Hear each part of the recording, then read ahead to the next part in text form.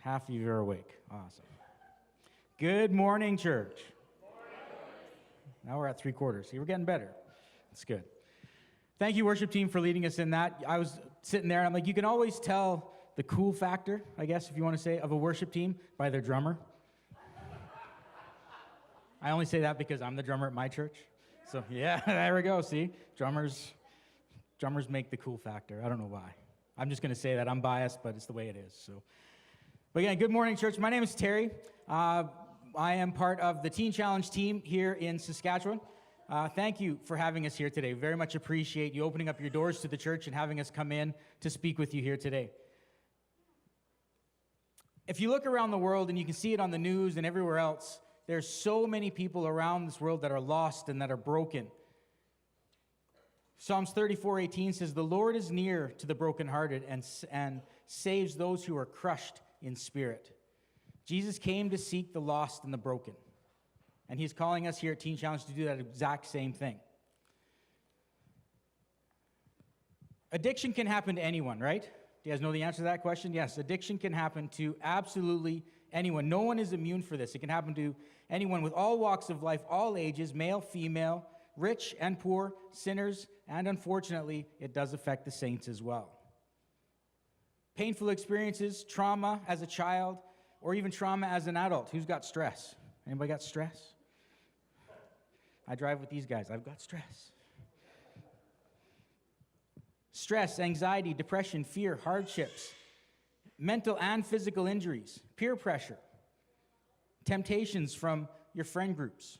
These are all just some of the hard points of life that become points of trauma that can lead someone down to wanting something to just numb that pain, to just forget about all the struggles and the stress of life.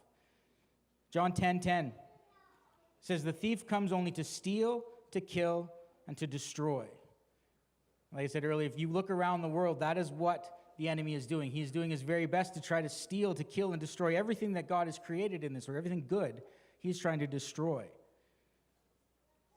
In 2023, there were 484 confirmed and suspected drug toxicity deaths just in Saskatchewan.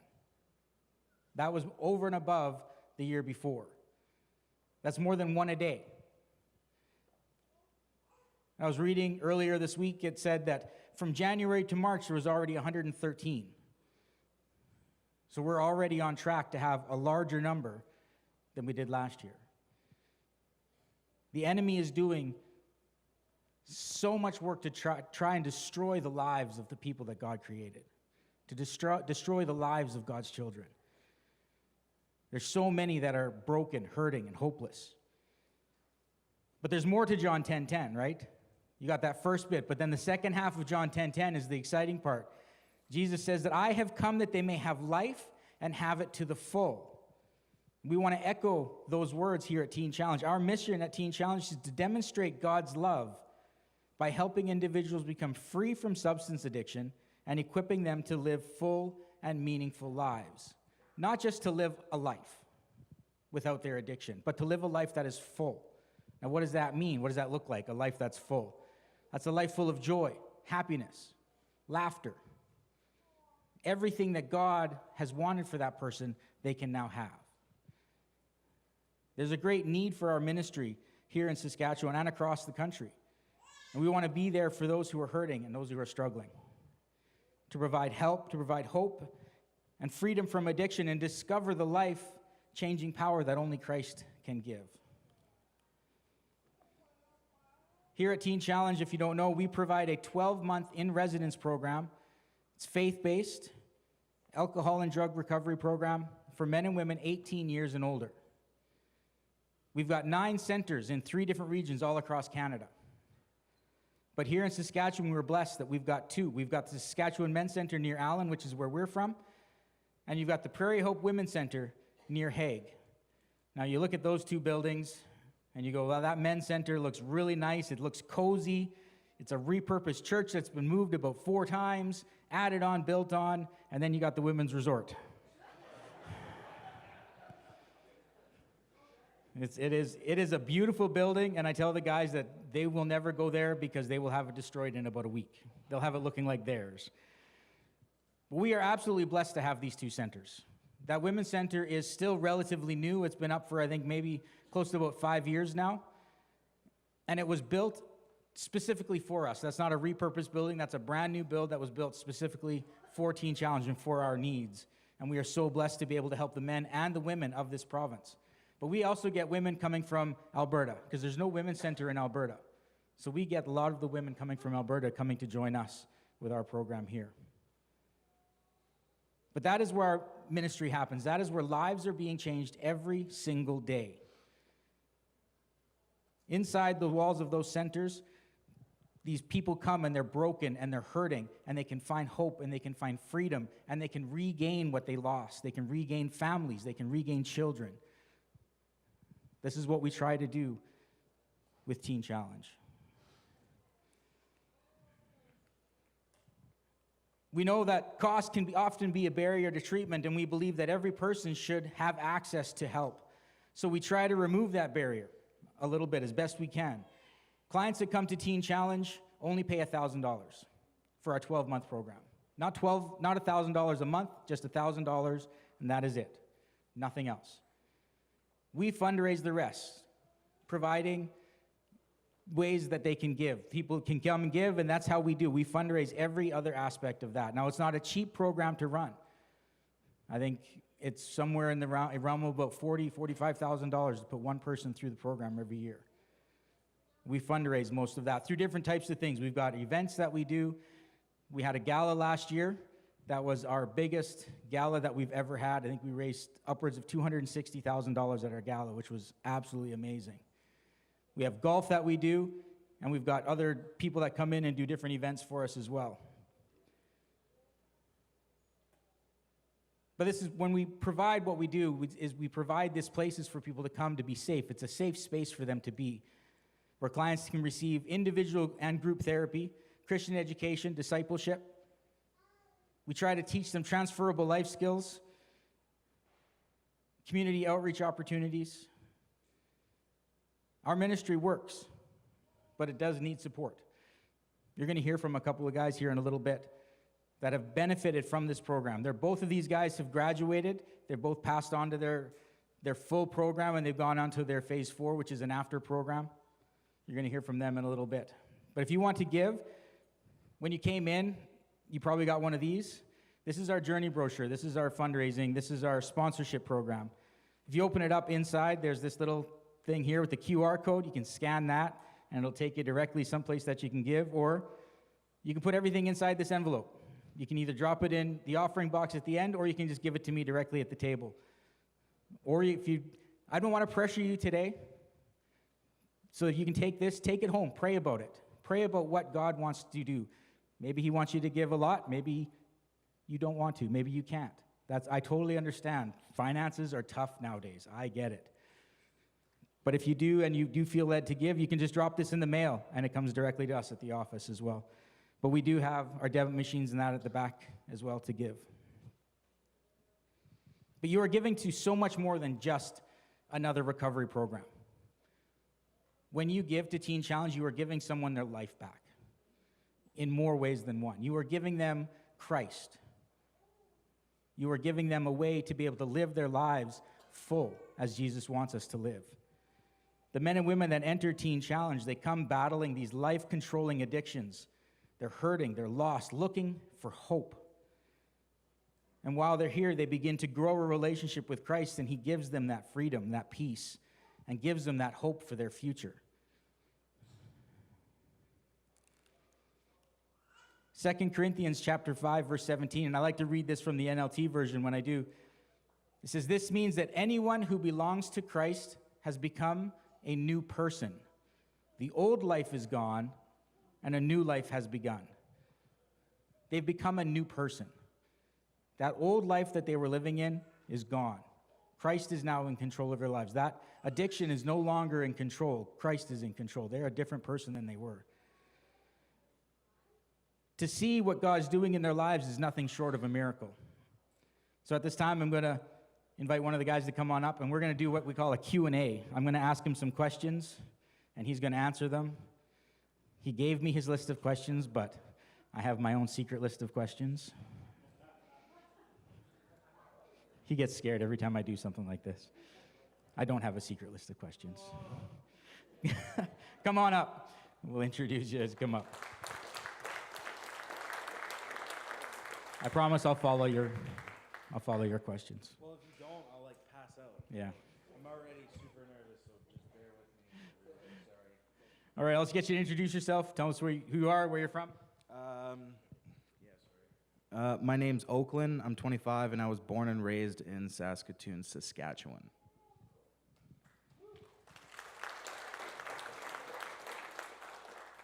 What did life look like at a young age? What were some of your family dynamics? Life was pretty normal. My birth dad wasn't really in the picture, so it was me and my mom until I was about 6. And that's when the man I considered my stepdad came into our lives. Things were good in the beginning. I know he loved us, but he was a bad alcoholic and was emotionally and mentally abusive towards my mom and me because of the way he probably grew up. And he was going through some stuff himself, and I didn't understand it at the time, but being older now, I can see that's why he was the way he was towards us.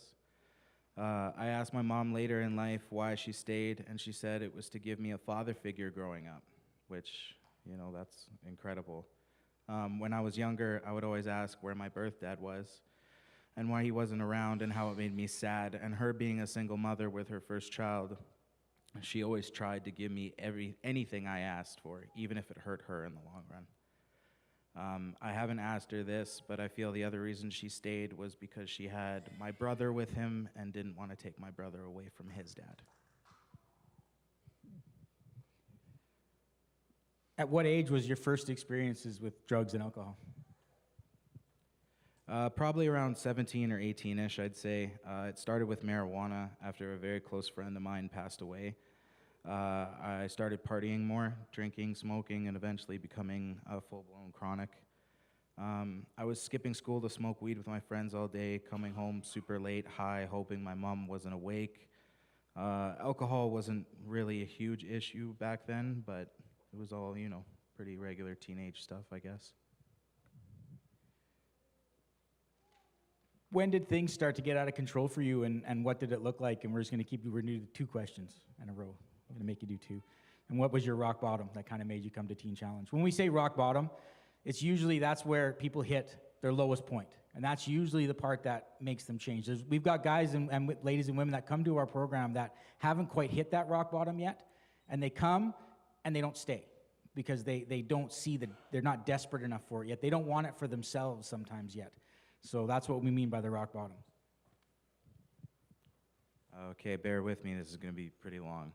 My mom used to tell me horror stories of people doing drugs, like people going crazy and peeling their skin, like wild stuff. I thought weed would do that too, so when I woke up the next morning with my skin intact and my brain not scrambled, I felt lied to, which altered my view on drugs. I thought I was lied to about all of them, so I started trying all of them. With each time I used a new drug, like cocaine, for instance, I'd wake up the next morning not craving it or needing to sell my stuff to get more, which only fueled that I've been lied to notion. Little did I know I was slowly becoming addicted to the feeling it gave me and how it eliminated any care or worry I had. Then I had met a girl, and she basically told me it's the drugs or me, and I had never had a serious girlfriend before, so I said okay, and I gave up the hard stuff, still smoking weed pretty heavily, because she did as well, but never really drinking heavily. At the time, my mom, brother, and I were planning to move to Kamloops, BC to be closer to our family. I bailed last second to stay for this girl that I had fallen in love with. The year and a half was good. We moved in with my childhood friend, and I had a job, and we were happy. Then one night, she called me into the room, and she was crying, and I asked her what's wrong, and she said, "I don't know if I love you or the idea of you," which confused and scared me because if we broke up, I had nowhere to go, and confused me because I took it as I was doing something wrong, like being a bad boyfriend or something. That turned me into someone who waited hand and foot to the point I neglected my own needs and wants, which put me into a depressive state. And to cope, I started drinking more and eventually got up to around 11 to 10, 40 ounces of alcohol within 4 to 5 days. Eventually, my girlfriend at the time couldn't handle me doing that anymore, and because I had a father figure struggle with alcohol too and saw what it did to our family, I told her we had to split and she deserved better.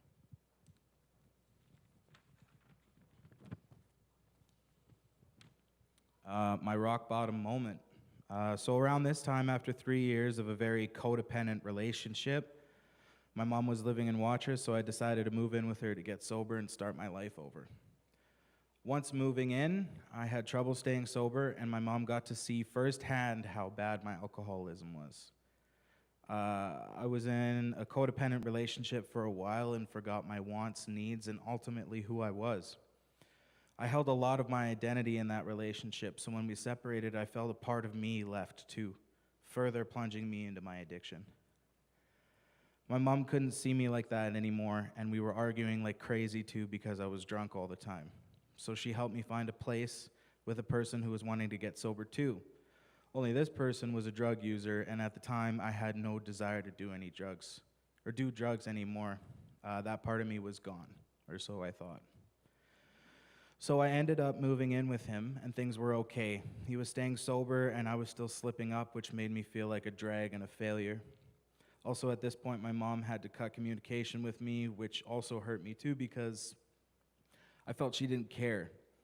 And she actually had done it because she cared too much. So each time I went into my withdrawals after binges, I'd text or call my roommate's mom, who was a nurse, and she would come and check on me to make sure I was okay.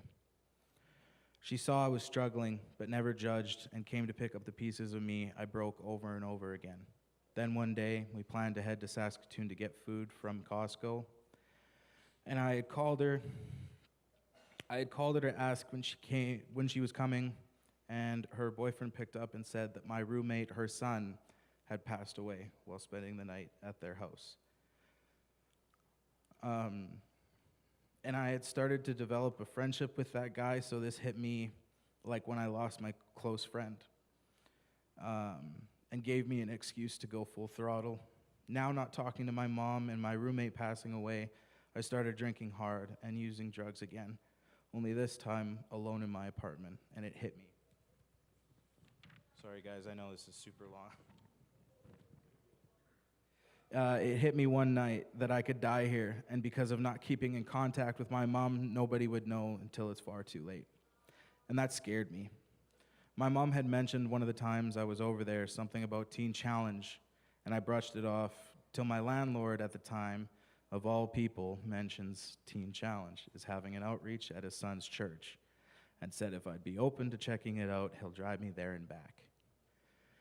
Knowing my life wasn't headed anywhere good, I agreed, and we went to go check it out, which is where I met Zach, the old director, and afterwards we went to Tim's. I was quiet and I was embarrassed that I was there and I was going through withdrawals. So my landlord drove me back, and it took hearing it from him and my mom to check out this place, because they both had told me about Teen Challenge at separate times, on separate occasions, and they didn't even know each other beforehand either. So, got to take it as a sign, right? The next couple months were me drinking still, but slowly gathering what I needed to get in.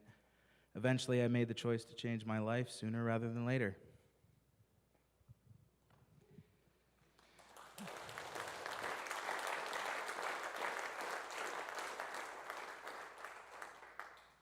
So when you came into Teen Challenge, what was the first little bit like for you when you came in there, and what were some of the things that you started to notice about things that were changing in your life? The first month was hard.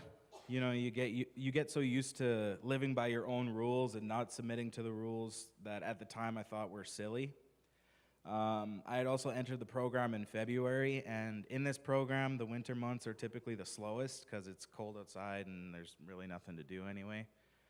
And that sucked too, having like nothing to do, or so I thought at the time. You know, eventually you get so bored you start picking up board games or a deck of cards and make your own fun, I guess. when did I start to notice things changing? I actually didn't notice anything's changing at first. Not till my mom and me got to talking more, and she actually noticed the way our conversations had changed. I was able to articulate myself better and had more hope in my voice. And then after that, I started to notice that my thoughts were clearer and I was happier too.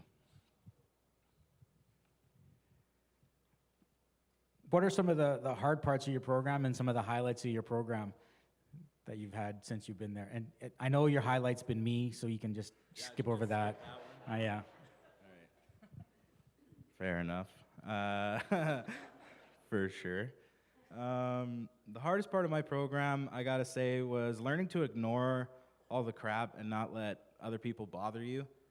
The hardest part of this program is if you and a brother don't see eye to eye or get into an argument and you want to leave the situation, it's kind of hard to do that because you get to see them at supper, at lunch, or even at night if you're roommates.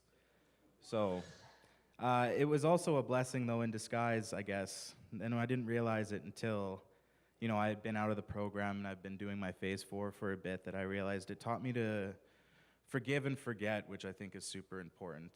Don't let things cling on to you. And the highlight of my program would have been Camp Quest. That place is awesome. I love that they let you come up there and set up for camp for the summer, but also get to enjoy it too. It's pretty awesome that a bunch of grown men can jump on a water trampoline scaring each other. So, you don't get to do that everywhere, so I guess that was pretty awesome. So tell us a little bit about the next steps. You've gone through your 12-month program. You're in your phase 4. What are some of your next steps that you have coming up here? So everything I have planned isn't set in stone, but I want to go to school for audio engineering or something involving music, continue to build friendships with like-minded people, and live the way I should have lived without anything holding me back. I'm in the process of doing the schooling because I had actually wrote this little script here for my graduation, so I'm now 5 months past that. There's still things that I need to get into motion here to start the process of going into school and stuff like that, but that is ultimately the plan, to do audio engineering and do something with music because I've always loved music, so why not?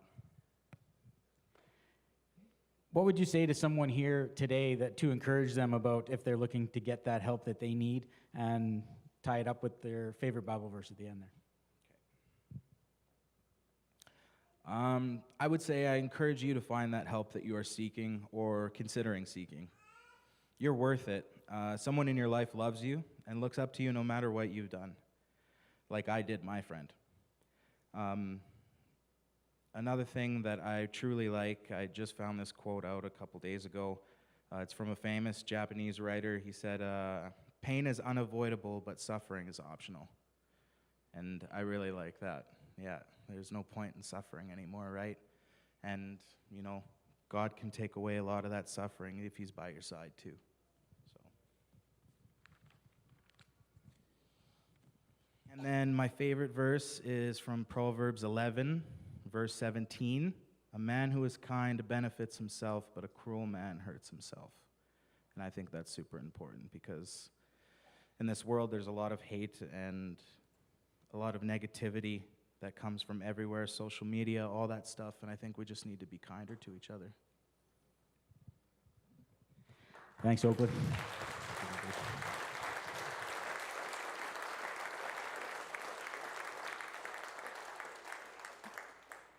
Gonna have the next young guy come on up. I say young guys, these guys are both pretty young still. They're in their 20s. I'm not anymore. Good morning, everybody. My name's Devin. I'm 22 years old. So I guess I'll start with my childhood. I had a pretty good childhood, actually, growing up.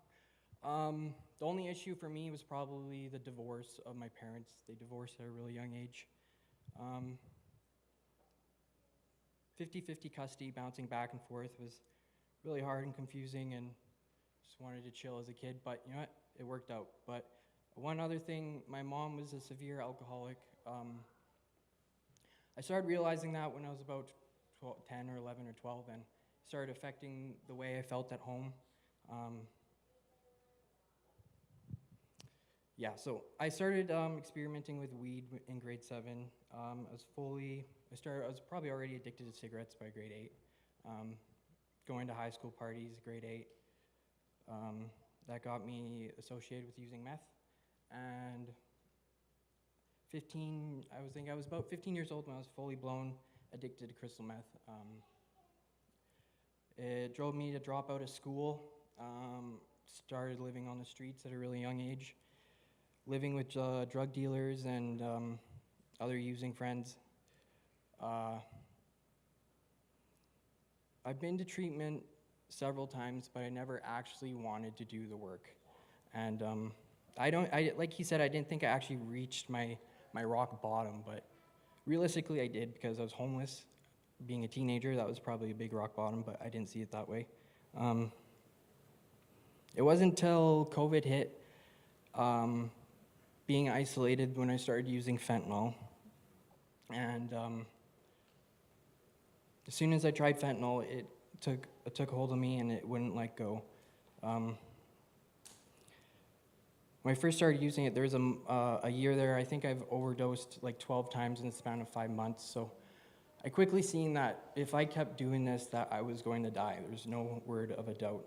I got to the point where I was starting to get sick, and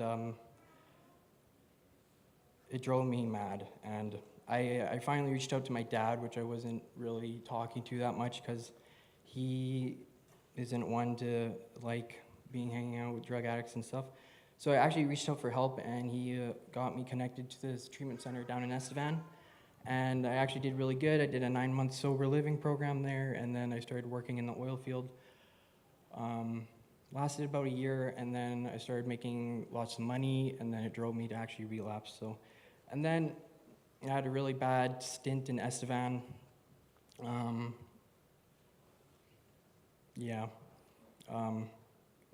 Quickly fast, I almost died, and I knew that this isn't going well. So I actually reached out to my dad again, and quickly hopped on a bus to Saskatoon.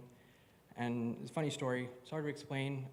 Sometimes I butcher the story, but I found out later that my dad was actually praying for me to come back and ask for help again. And 3 days later, I showed up on the door knocking and asking for help. So there was just a bunch of little things that were happening in the span of like 5 months that I just seen God working in my life to get me here. And another thing was I came to my dad's, asked for help, and I was still struggling with getting off the drugs. And I wasn't using as much, but I was using just to keep me well. And so I was doing the paperwork to apply for Teen Challenge, which is a lot of stuff. You got to see a doctor, physical, blood work, all the 9 yards and stuff. So that took some time. It took me about 3 months to get all that done. And in between those 3 months, there was a time where I was like so stressed out, I blew up and I just left and I went to go get high or whatever. And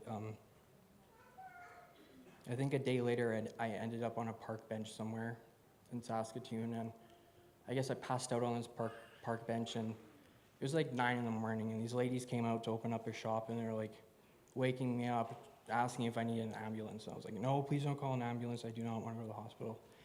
And quickly a man arrived in a BMW and asked if I needed a ride home, and I was like, okay, I'll take a ride home. I don't want to go to the hospital. So quickly on the way home, we started talking, and I told him, like, obviously I have a problem with drugs and whatnot, and I'm trying to get into this program. And I told him the program is Teen Challenge, and he's like, no way. I just did that program 5 months ago in London. So I was like, whoa. So I got home, I told my dad, and then I got his phone number, and then he actually became like a mentor or a sponsor or someone I could talk to just to get me well to get into Teen Challenge.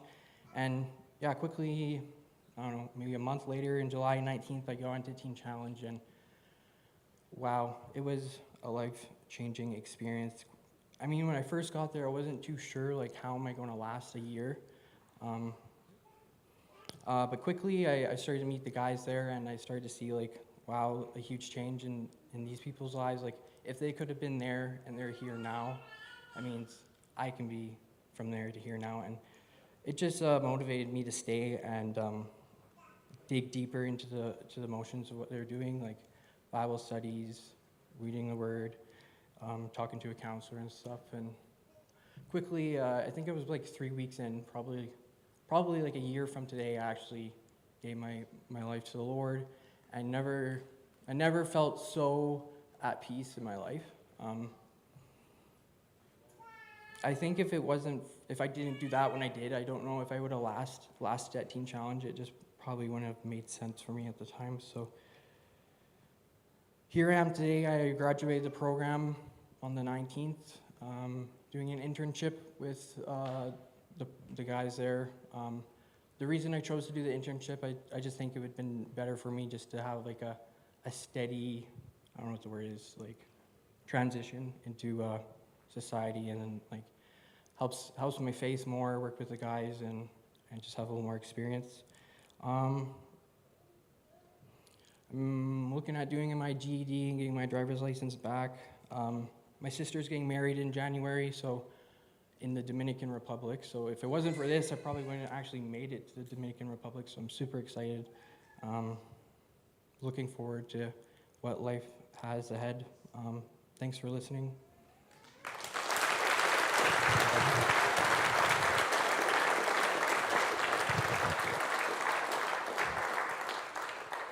Thanks, Devin. Thanks, guys. This is what you support. This is what we do. Take someone from where they were to where they are. They've got their lives back. They've got their joy back. They've got purpose going forward. He's able to spend time with family, which probably wouldn't have happened. And you never know someone that's going to cross your path. You don't know, as walking down the street, who's going to cross your path that might need help, that might need our program. Just like these guys. The guy showing up in a car just saying, hey, I need you to just get in my car. Let's go. Why would you get in this car with a stranger in the first place? But hey, it was out of the hospital. But it's what God had ordained to do. It's the path that God had for him. We don't know who's going to cross our paths, like I said, but we want you to be prepared as well. So we're not here just to help the people in our program. We're here to be a support for you folks as well. If you know someone who is needing our program, or maybe you need it for yourself, teenchallenge.ca is our main website. And this is a resource for you and your loved ones. There's a spot in there where it's Get Help Now. There's a Get Help Now tab, and that's where you can get the process started online. That's the fastest way to get the process started. You can call the toll-free number and get a hold of someone there if you need help too. But we want to be here to equip you if someone crosses your path, so you have the tools to be able to help someone. Maybe you're that person that sees someone on the side of the road going, hey, you look like you need help. Come, I'll give you a hand. And you can tell them about Teen Challenge. Tell them about God's love and what he can do. And you never underestimate the power of prayer, right? Prayer can do amazing, amazing things. Prayer of a father that doesn't normally pray. God can do amazing things through prayer. We have another website. It's called changelives.ca. Now, this is a website where you can find stories of past graduates. These guys have gone through the program. They've been kind enough to share their stories in a video format. You're able to share these stories with whoever you want. You can email them out, direct people to this website. There's a lot of people that have come to our program by watching one of these videos. I would encourage you just to watch them for yourselves. If you want to feel that changing power of Christ, if you want to know what God is really doing in the lives of people, watch one of these videos. You will be very much encouraged.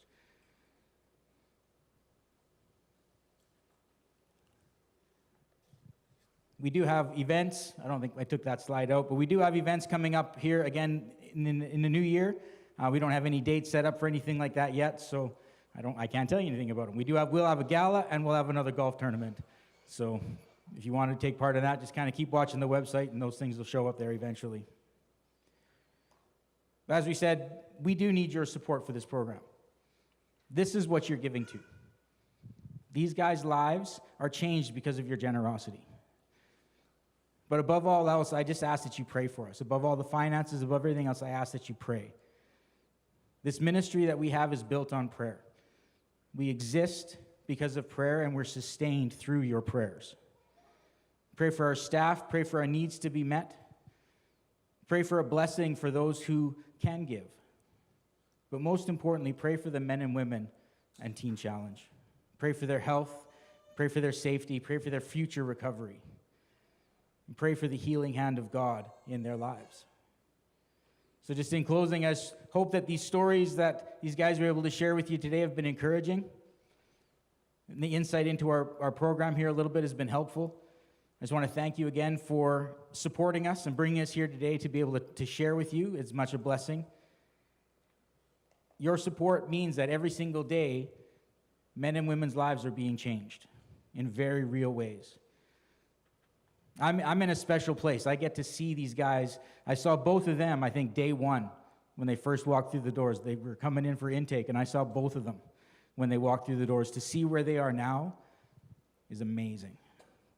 The happiness that's there, the joy that's there. Through their time in the program, you get to watch their eyes go from completely glossed over to having light and joy and the laughter and the happiness that they have now. And to be able to talk about what they talk about is amazing to see. That is what you are providing. You are providing a way for Christ to be able to change lives in very, very real ways. So we want to thank you for that. Thank you for all that you do. Thank you for having us here today. And just continue to pray for us. Thank you.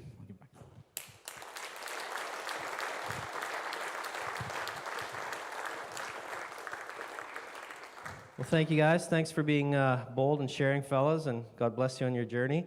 Again, if you'd like to give, you can just go see the fellas at the table in the main hall, but they do have envelopes that you can use, and there's also a debit machine there, so we would encourage you to figure out a way to maybe support the Teen Challenge program, and just bless you guys in the work that you're doing there. We're going to dismiss our service at this time, so I just want to say again, if you're new to us and you haven't filled out a Connect card, please grab one out of the seat back pocket, and take it to the Connect Center and receive your gift this morning. And we're also going to just call up the prayer ministry team at this time. And if there's anybody here who would like to receive prayer ministry, you can come forward and get that. And otherwise, we are going to dismiss the service and just say bless you all. So take care and have yourselves a great day.